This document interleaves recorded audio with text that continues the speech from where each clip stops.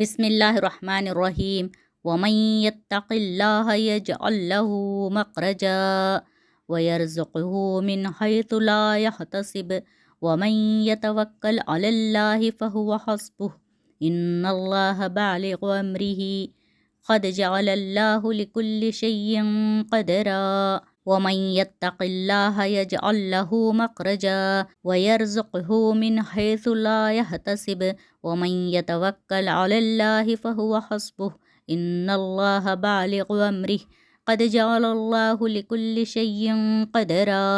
అనువాదం: ఎవరైతే అల్లాహకు భయపడుతూ మసులుకుంటారో వారికి అల్లాహ్ సంక్షోభం నుండి బయటపడే మార్గం లభిస్తుంది. అతను ఊహించని చోటు నుంచి అతనికి ఉపాధిని సమకూరుస్తాడు. అల్లాహపై భారం మోపిన వానికి అల్లాహే చాలు. అల్లాహ్ తన కార్యాన్ని చేసి తీరుతాడు.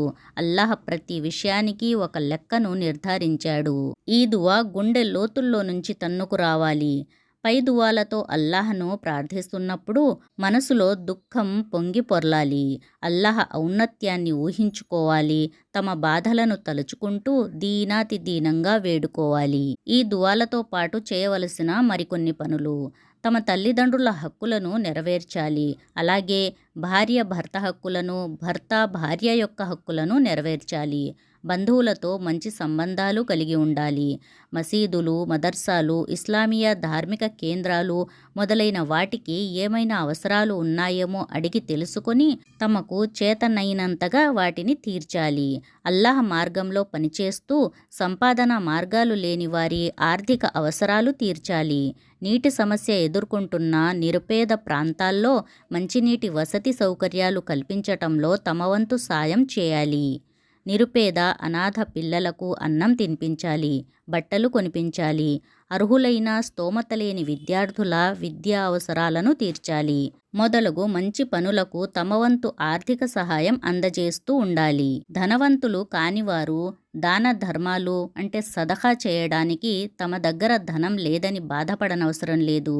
తోటివారిని అందరినీ నవ్వుతూ పలకరించటం, తెలిసిన వారికి తెలియని వారికి సలాం చేయటం, పనుల్లో ఇతరులకు సహాయ సహకారాలు అందించటం ఇవన్నీ కూడా సదకా అంటే దాన ధర్మాలు, పుణ్యకార్యాలుగానే పరిగణించబడతాయి. ఇంకా వీలైనంత ఎక్కువగా సుబ్హానల్లాహి, అల్హమ్దులిల్లాహి, అల్లాహు అక్బర్, లా ఇలాహ ఇల్లల్లాహ్ అని జిక్ర్ చేస్తూ ఉండండి.